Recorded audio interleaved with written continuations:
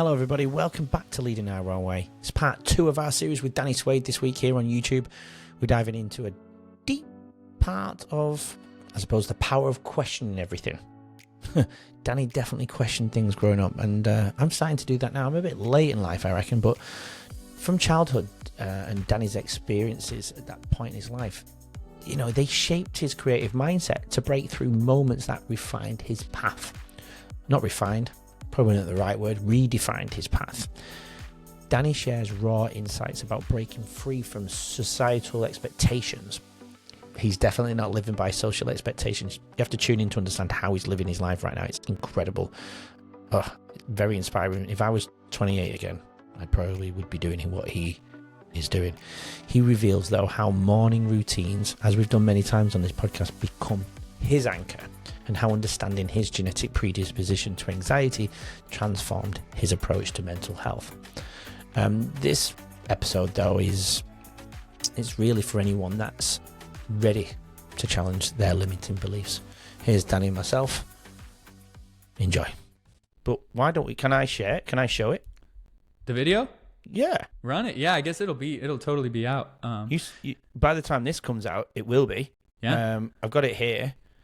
Let's show it to the audience if that's If you okay. want to, I can send you the file. If you want to just play the video on here, you can. Well, yes, but also I don't know if Riverside, what I use, I've done videos before and then it doesn't actually allow it to be on it. So So you might get copyright we'll do this strike anyway, too. and if I can do it, I will put it on for the viewers. Or you can just go to YouTube and I'll put the link in on the show notes.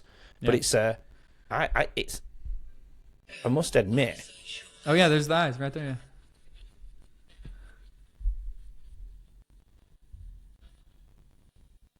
So pretty. So cool.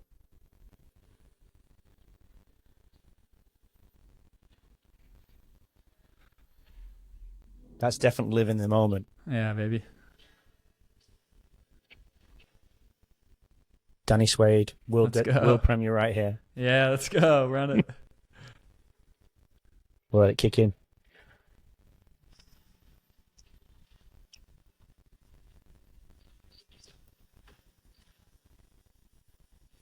That view every day, dude. Come on. Amazing.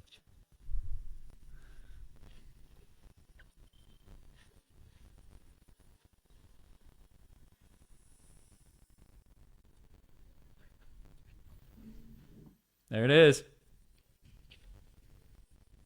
I love this bit.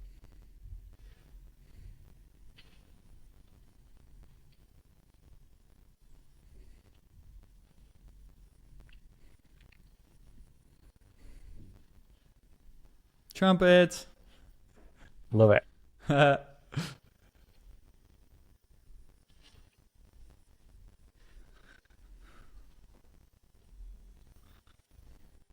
Might get you to do a little bit of performance later, Danny. God, I don't know about that. Maybe if you're lucky. Hey, you won't be the first one. I've had other people sing. There's the pressure for you. What's funny is I hate to say it, but I'm not that good of a musician. Like, I'm good at the drums. If I'm good at anything, I'm good at the drums. But so much of what I do is on the computer and fixed, right? So I'm like a vibe machine, right? So I'm not like really good at singing. I'm horrible at guitar. I can play the ukulele, but I record stuff and then I go in and I fix it and make it good and fix my voice and put everything where I want. And I'm just crafting a song. I'm not necessarily that talented, like at music. So with performances and stuff, it's something that I don't do a lot, and it's scary for me. Not on the drums, like I'll play the drums all day, but the other stuff, like I'm not like that trained of a singer. I'm not that good at guitar. It's like not an area where I really putting focused. himself down here, everybody. Don't listen to this guy. Well, I'm also, too, the people I work with and I'm around are so good, right? So it's like, maybe your average person would listen to me sing and play and go, oh, nice. But, compared to like serious musicians and singers, I'm not, I wouldn't consider myself like a serious singer or guitar player or anything. Well, I'm a serious artist, attitude, though. Daniel. I'm a serious artist, right? So I take the artistry very seriously, and I feel like what I make is really good, and I'm really proud of it. But if you're just like, hey, shred on the guitar, I'm like, bing, bang, bang, bang, bang. I can't do it. Well, that's never happened before on Leading Our Way, so I'm glad that did. That's dope. Yeah, I love it. I'll put the link on the show notes for anyone that wants to. And I'll just put the link of your channel on there, and everyone can just investigate through that way. Let's talk about, we're still obviously talking about how you're leading your own way. Your life is very different, I think, to most. And I've never had a guest on here that is leading their own way in the way you're doing it. Apart from the music, apart from the art, before we get onto the morning routine, because I think that's really important. I really enjoyed you sharing how you get up in the morning and set yourself beautifully for the day, which, you know, leads to you maybe being more creative or whatever. We'll get into that moment, but paint a picture for our viewers of how you are living right now, where you've come from, and why you've made such a drastic move to move away from America. Yeah, so man, it's such a multifaceted like thing, but I would say when I was in LA, it was really expensive to live there. And like I said, I just sit here all day at my computer working and doing what I do all day. Yeah. And I just realized, I was like looking on Airbnb and I was thinking about it and I was like, I could probably just go live way better somewhere else. But the thing is, I had all my stuff, right? It's like I got a bed and I got this and that and all this stuff, right? And I'm like, how could I? And I started, I feel like most people stop there, right? They go, oh, that would be cool, but I got this, I got that, I can't do it, blah blah blah. But I just kind of became determined to figure it out. And so the more I thought about it, and I basically, like I said, I got rid of everything I could stand to get rid of. And most of my clothes, so I got basically rid of all my clothes, and I like spent a bunch of time dialing in my wardrobe. So if you like are around me or you look in my closet here, it's like I got one pair of joggers that I got like 3 pairs of, but the same joggers, and I got one pair of shorts that I got like 3 pairs of, and I got this tank top, 3 of them, and I got 3 black shirts, and I got a few other things, but really I wear the same thing every day. I just like simplified my whole situation. I got a bunch of new gear that has dual use and is meant for travel and is lighter. I did tons of research and just figured out how to get my setup mobile, and just went for it. And luckily my little brother, who was living with me at the time, I was like, hey, I'm going to Thailand, so if you want to come with me. And so he agreed. So he came with me on my first try. So I was like, I'm going to go try it, do Thailand 6 weeks, Bali 6 weeks, and then we'll see what's up. But immediately, probably like 2 or 3 weeks into Bangkok, I was like, this is fire. And so I ended up going back home, setting up my business in Washington and everything. And so, to get out of California and do that stuff, and then just hightailed it back over to Thailand. And then now I'm here. But I really... So tell us the city you're in. So I'm in Da Nang, Vietnam right now. Yeah. And also a huge part of it is that I wanted to not have distractions. Like I wanted to be able to just live in my art and do my thing and not have to worry about this or that or whatever, and just really be in control and be able to sink deeply into my routines and my art and just vibe and be more free, right? And so that is how I feel, and I feel like I achieved that in a lot of ways. And there are pros and cons. It's not like everything got better and there's nothing bad about traveling and living like this. It got mainly better, and I'm much more happy, much more productive. I feel like I'm making the best art I've ever made. And so it's the way to go for me for now. But yeah. And do you ever get bored? No. Love that. No shot. Sometimes I have to do tasks I don't want to do. So there's some, with producing the podcast, sometimes you're editing or you're doing something and you're like, I don't really want to do this. But as far as bored, like if I had free time, there's no chance I'm bored. Like no chance.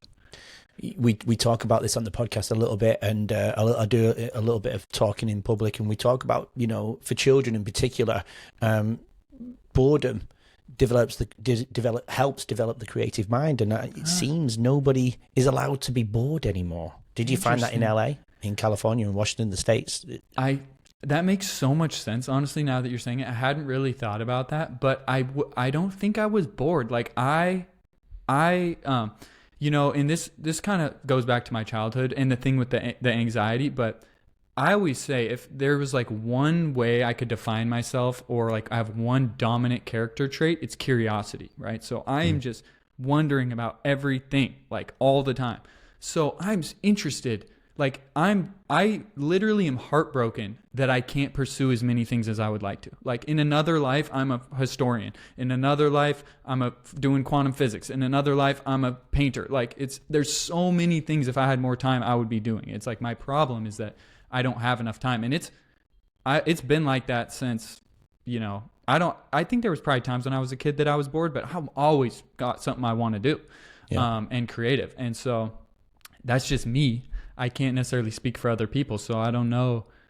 But I do think there's something interesting being a child. I guess we didn't have the phones and stuff really. So it was like, and we had no screens during the week was the rule. So we just had to play outside and figure out what to do. And that might be why I'm this way. Yeah. That's that moment, right? Yeah, absolutely. There's your root cause into some of the decisions made down the track, I guess. Yeah. So that's a good point. Yeah, absolutely. We've just figured it out here on Leading Our Own Way. Uncovering ground. Yeah. We're digging deep. So with, I've forgot what my next question was. Paint a picture then. You've been where you are now for how long again? I've been here for a month. So a month. Yeah. How long have you been out of America though? More than a month, isn't it? I left in January, mid-January. Yeah. But then I was gone for like 3 months before that. So I was home for a month. And then so. And you're leaving in a couple of days, like you said earlier, and you're going off to Bali. I'm going to Bali for 7 weeks, and then I got 6 or 7 weeks in Hanoi, Vietnam, coming back to Vietnam. And then I don't know where after that. It's kind of the fun thing. It's like I can kind of go where the wind blows, and it's like, I just do research, and like I'll search on Airbnb, and I'll put in the filter of what I want, and then just drag around the map. So I'll put in my price and like what I want, and I'll just be like, where could I go? And just when I find somewhere that looks good, I have like a checklist of things I've found that I like and want in a place where I live. So I kind of just look for that. And when I find somewhere that looks cool, I just book it. Well, I know it's really expensive here, and that's quite the opposite of where you are attracted to. But there's an Airbnb just right across the road from me. So you come hang out, dude. Yeah, I mean, you never know. To stay here. I've got a spare bedroom, but I'm just saying there's an Airbnb. I might. I think you should come here for a week, at least. I'm not opposed. Good. See, here's the thing: is like at this point, I'm pretty obsessed with like the low cost of living.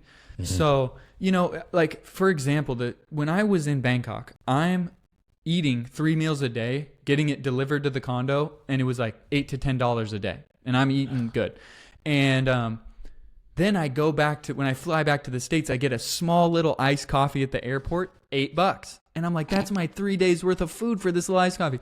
Prices are insane. So it's like with Airbnb, if you book a month, right, most places give you an insane discount, right? So that's the thing. It's like.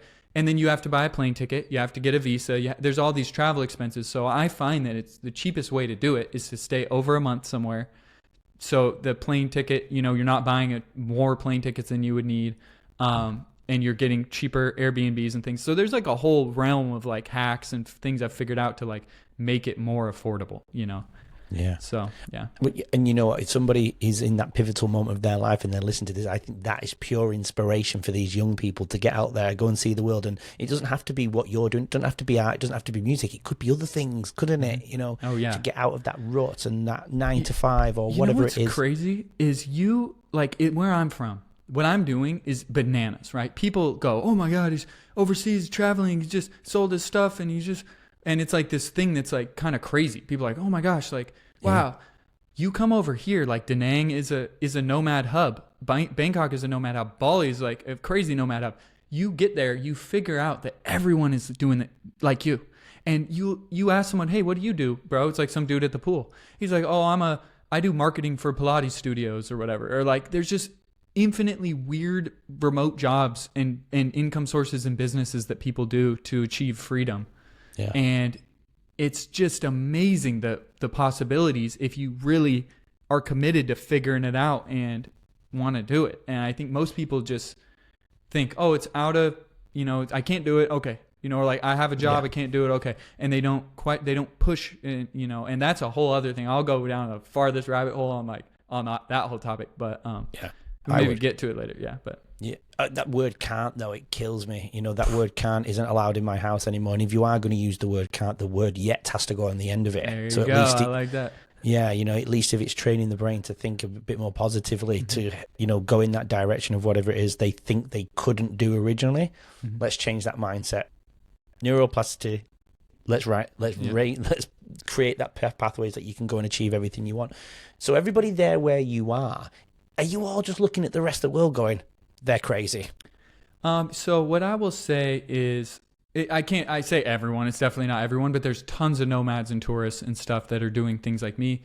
And the thing is, I don't talk to a ton of them. Like the dude who lives above me, I talked to him for like 10 minutes. I've been here for a month, and I just said, hey, what do you do? And he's like does cabinet sales online. But it's like, there's a million stories like that. I don't know that guy. I don't know what he thinks about anyone else. And I'm really shy, and I don't make a lot of friends. Like, I made no friends here. I'm just by myself, made no friends, don't hang out with anyone, don't go around, don't like do anything. I'm just in here because I can live so good here. So I'm not making a ton of friends necessarily, but I imagine the way I'm looking at it, I see a lot of other people that say, like you said, they say, oh, I'm so jealous, or I wish I could do this.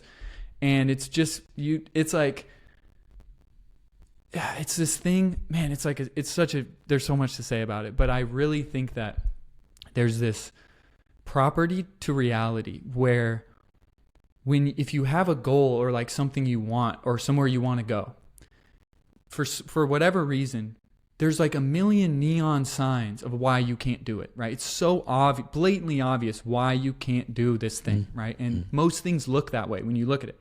But there's also this property where if you were to achieve that, hypothetically, whatever you wanted, or do what you're trying to do, the path you would take to get there, you would never guess it. It exists, but it's completely invisible. You have to have faith to try and push and weasel around to find that path. And to illustrate it, I always use I like the story of J.K. Rowling, right? Where, from what I know about it, is she was a single mom on welfare writing these books, right? And she was just getting rejected by publisher after publisher after publisher, right? Yeah. Well, eventually one of the publishers gave the book to his daughter to read, and she loved it and like demanded more. She's like, I want the next one. I want more. So he went, oh, dang, maybe I should sign her. So he ended up signing her and getting the book published.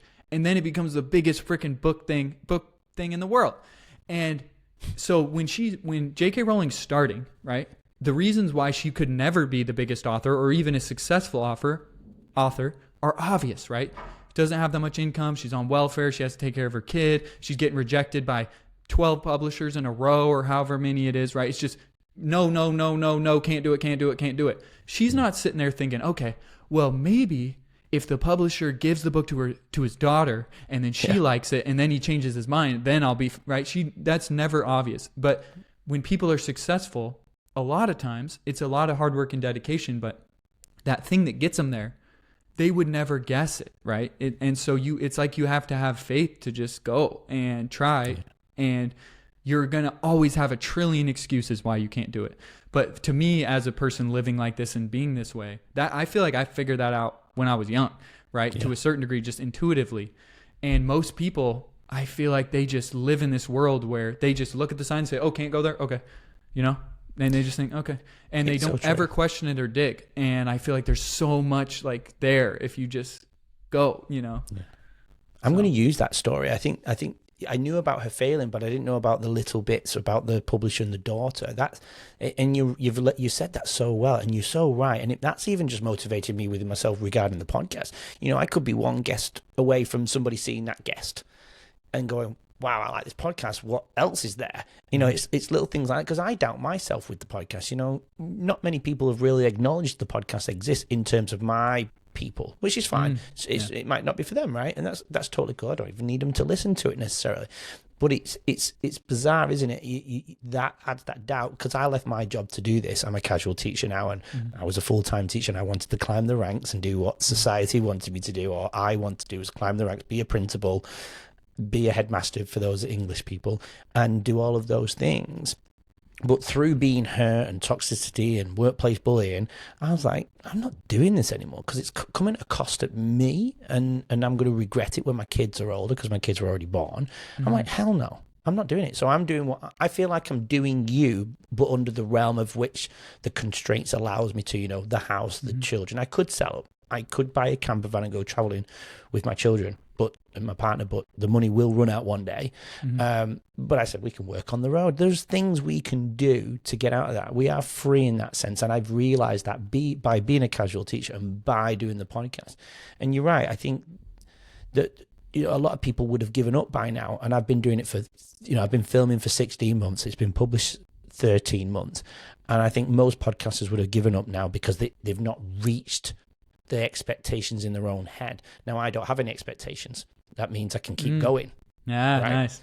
Do you know what I mean? I don't have any expectations. I don't have an income from this yet. I'll use the power of yet. Again, not that I'm looking for it, but something, you know, public speaking started to allow me to do, the book and so on and so on. So all these passages that I didn't predict, like what you just said about JK, and you're so right. I think the more hardworking and more consistent you go, lose the ability to control the outcome. Some wonderful things can happen. Yeah, yep. That's what I'm saying. It's really amazing. And the thing is, when you're over here or places like this, that story is way more common, right? You hear way more stories like that. But a lot of times in a small town or even a normal town, and you have the people you grow up with or you know, they just generally don't think like that. They're not just like looking at all these possibilities. So a huge part of my art and what I do with my business and everything is like trying to inspire people and trying to like motivate people and like get people to realize that, because it's amazing what you can do. Absolutely. And that's why I asked, do people there think the rest of the world is like way below the baseline level of humanity? They're all living their 9-5s. They're crazy. Yeah. I mean, it's a weird thing because at first I think I thought that a lot more, right? Where since I was young, I've just raged against the status quo, right? I'm like, anything you're supposed to do or like these predetermined path, like I said, I'm so curious. So I go, why do I have to do that? And like, I'm like questioning it. And I'm like, I don't like that I have to do that. Or like, why, and so, I have a negative view of the status quo and the paths in society like that. But as I'm getting older and wiser, I think that really those predetermined paths are kind of a marvel of modern society, and amazing that our society and our culture, and we've created these paths for people to go down, right? That people who maybe don't know what they want to do or whatever have these like predetermined paths that they can go down to build a life and a family and for society to function. It's kind of amazing, right? And so I don't want to be like, those are bad, you should never like do the normal thing, right? I think for some people it's great and it's a blessing, and a lot of people in the world would be like, I wish I had a predetermined blueprint to go down, like, so it's not bad. But for me, I think if you're creative and you're passionate, swerve off the track, baby, like go, like do your thing, and there's really, the possibilities are amazing, So where did you question everything come from then? Join us tomorrow to hear more from today's incredible guests and learn valuable insights to help you lead your own way. Don't forget to subscribe. We'll see you then.